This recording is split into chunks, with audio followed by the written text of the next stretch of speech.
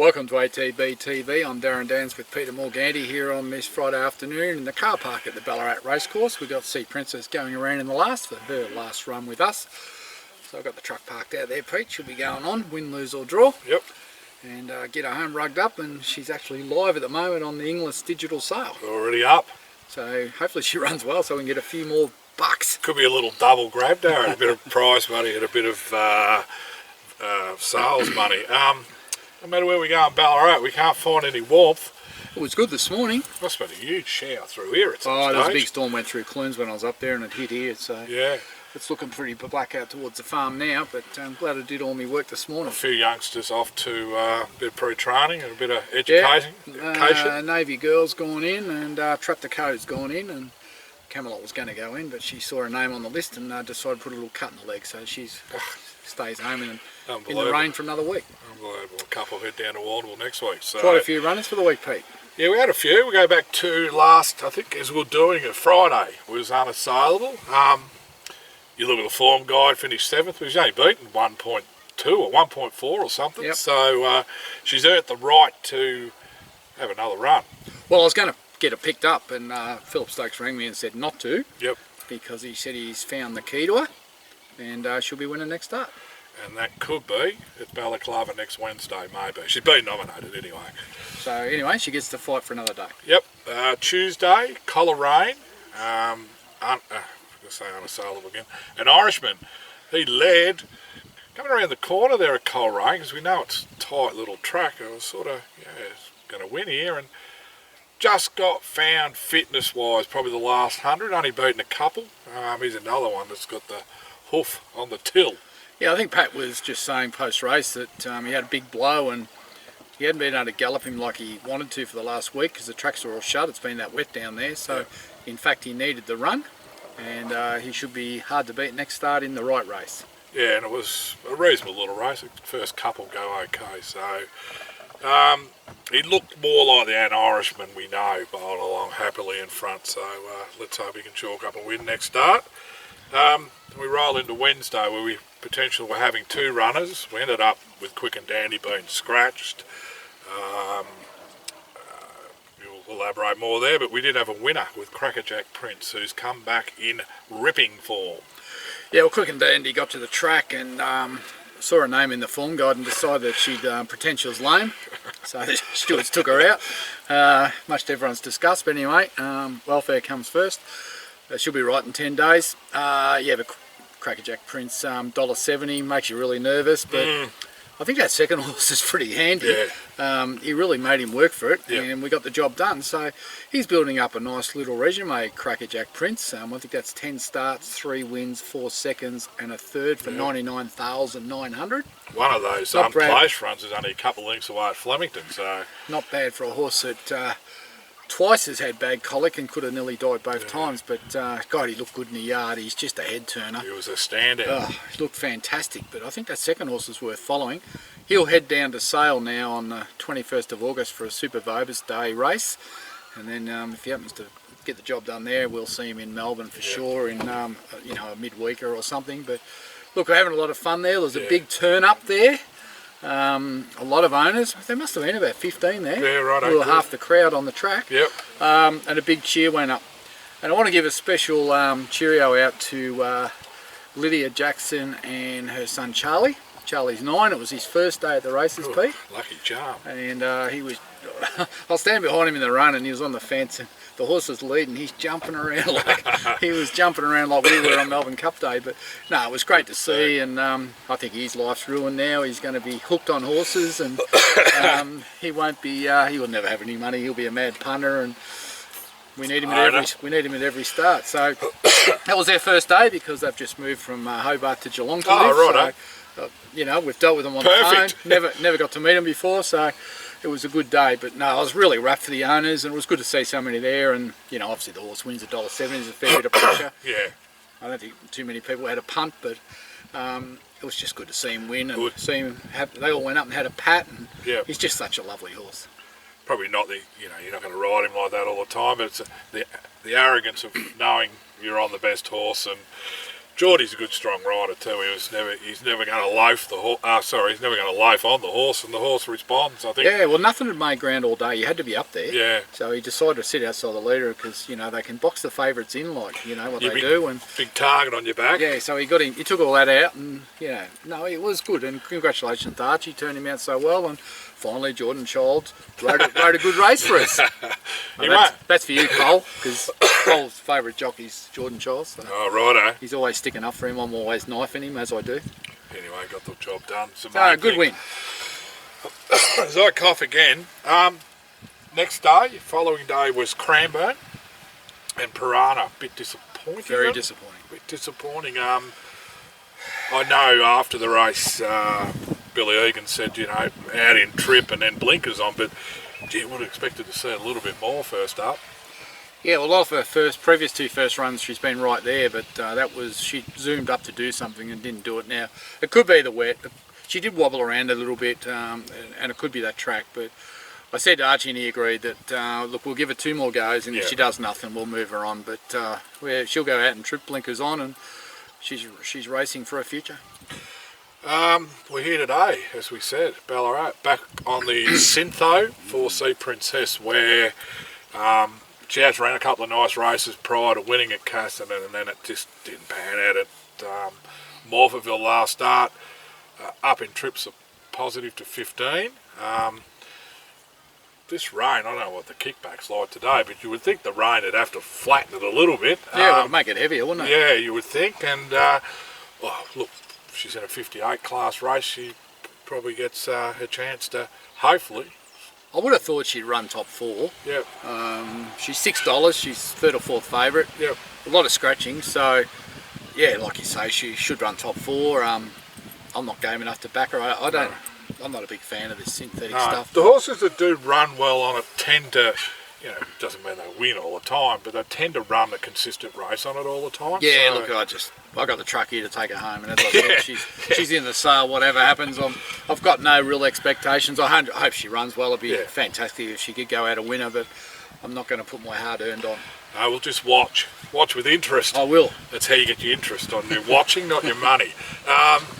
So that's that. Now we'll just roll into the weekend. Tomorrow, Ori Star Day, Group 3 Ori Star.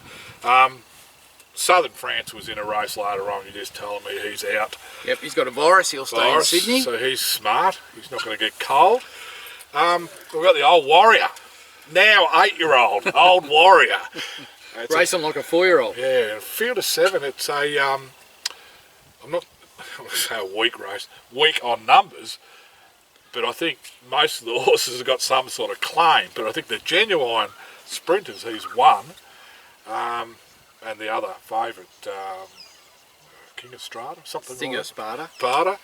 I looked at 2, but the more you look into the race, you think, oh, it's got a bit of a chance, But look, he's on the minimum weight. We know he has performed twice at that weight, and Group 3, if he's ever going to win one. Well, he has won one, I shouldn't say that. The Stanage was a Group 3. If he's ever going to win another, this is probably his go. Yeah, Look, there is strength in the top, It's a tough little race. Yeah, it's hard. I wish there was 8 runners because you could back him each way. Yes. But you can't back him to run top 2. No. I think he's like $4.60, short enough. He is. He's third favourite in the market. King of Sparta was very good winning the Bletchingley. Yep. The Queensland horse that's come down of O'Days is very handy. Yeah, that's on Bob Peters' horse is pretty smart. I think it's won 7 out of 9. Well, it's an 8-year-old that ran second in the Kingston, Group 1 Kingston Town, or it might need further, but look, the more you look into that race, the more tricky it looks on paper. Does this concern you? Well, it's a soft 6. I think it'll dry out a bit. Yeah. I don't think they're going to. You wouldn't want rain on the day. I don't think there's any. Yeah, I don't know, but look, at the end of the day, I think King of Sparta's $2.70 because it's clearly the best horse. It's got soft track form. Upside too.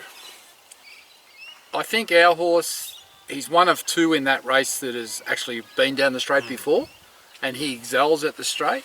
So the straight race, Flemington, the weight, the jockey, everything is in his favour. He can't have anything more in his favour. The chiropractor went over him. He's in perfect order.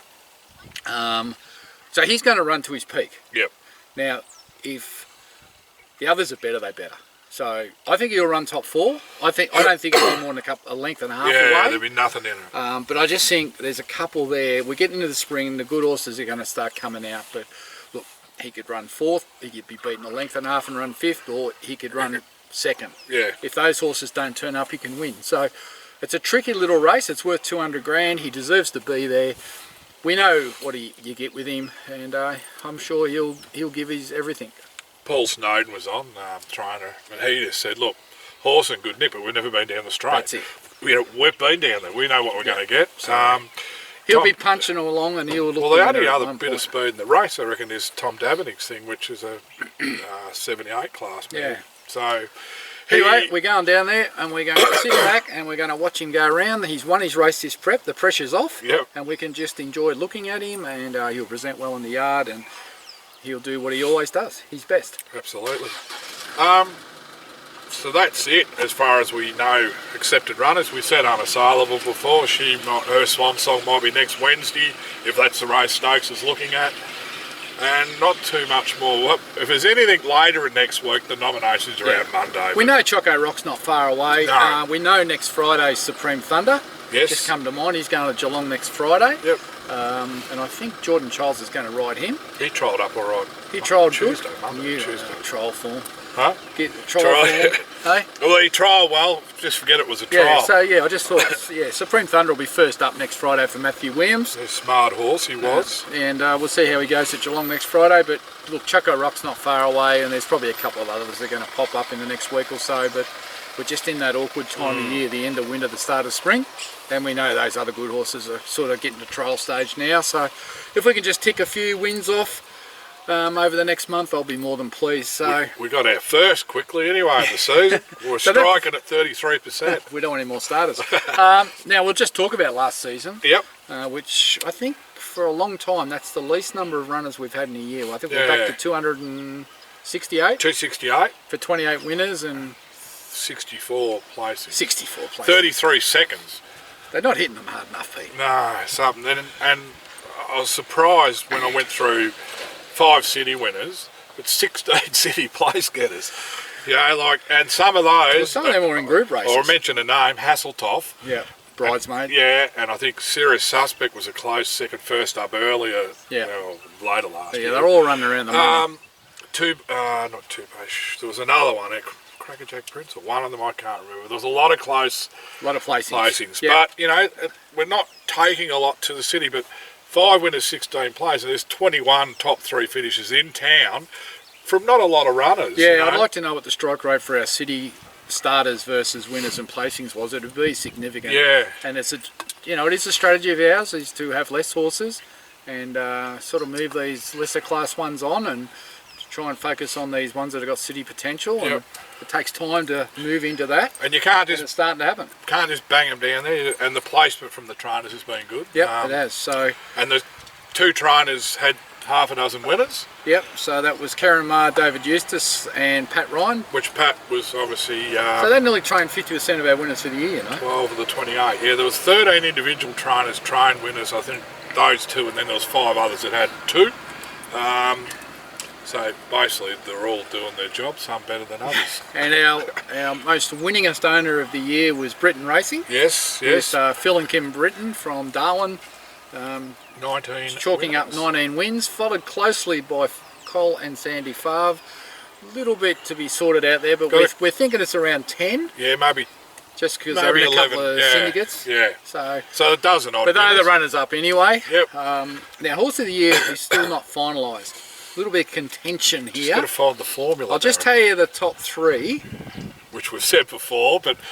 Detonator Jack, Steinem, and Serious Suspect are the top 3. Yeah, Detonator Jack was our most winningest horse, not a best word, strike rate. Yeah. Anyway, we'll announce that next week. I'm just going to set the criteria and then Pete can do the crunch. And there will be no correspondence entered into.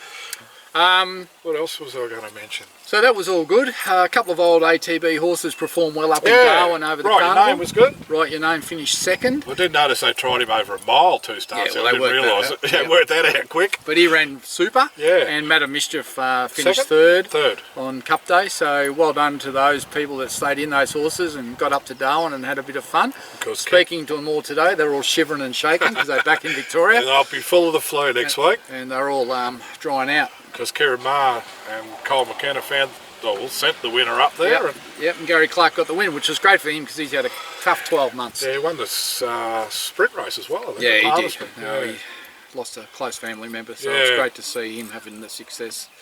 Look, that probably wraps it up, Pete. There's probably not much more to talk about, but really, really pleased for the owners of Crackerjack Prince, and looking forward to the next 6 months with a new season starting. Yep. And we had our second foal for the year during the week. A little filly by Shalar out of Arizona Girl. Didn't even know you had the first one. Yeah, we had a Frankel filly up in the UK Oh, at yes, Tynoon, yes, so I that's do a know full that. sister to Steinem.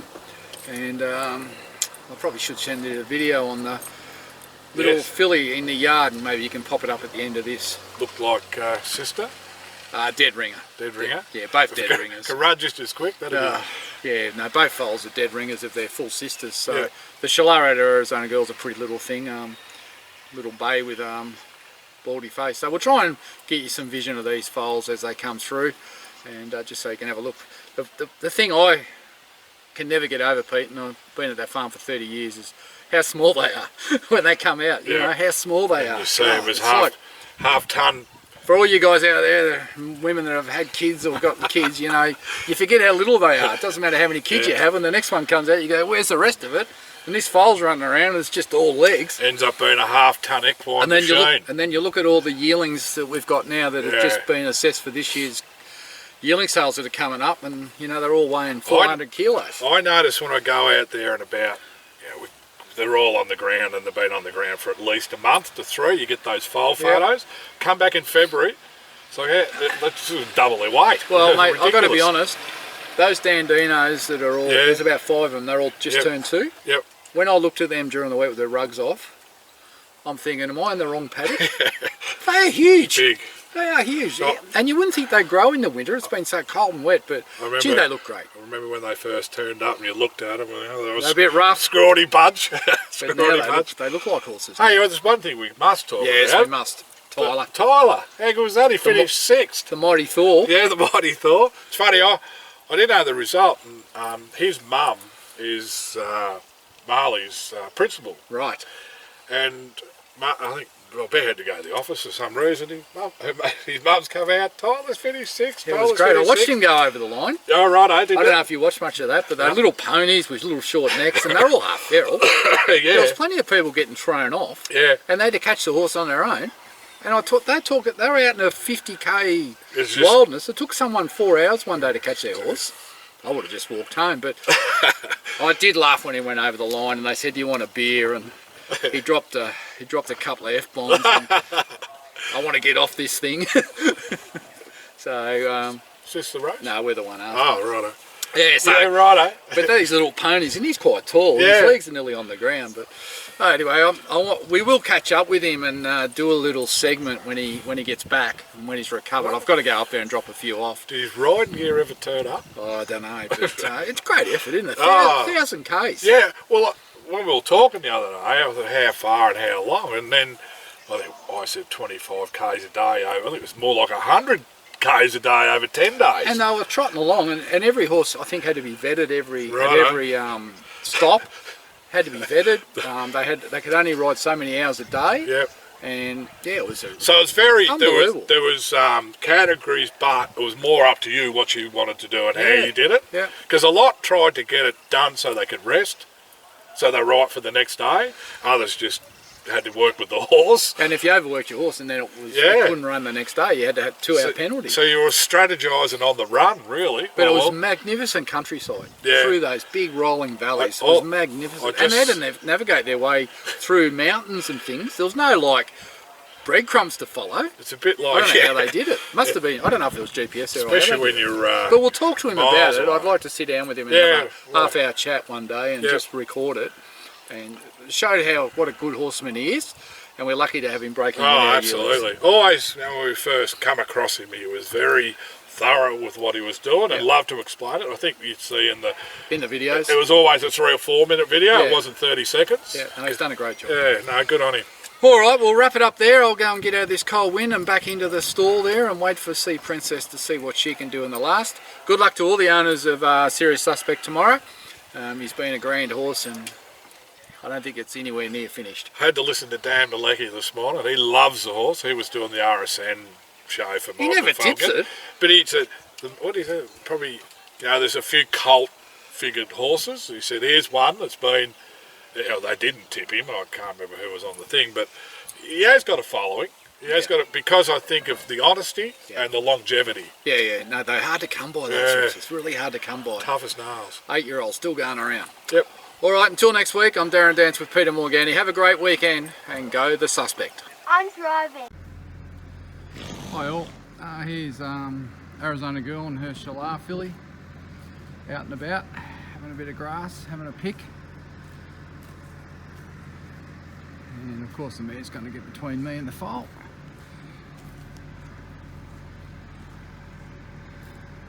Good foal, plenty of leg, good markings.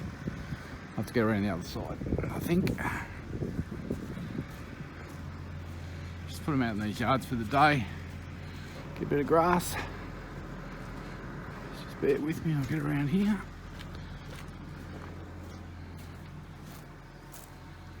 There you are. She's doing the mother thing, taking it away from me.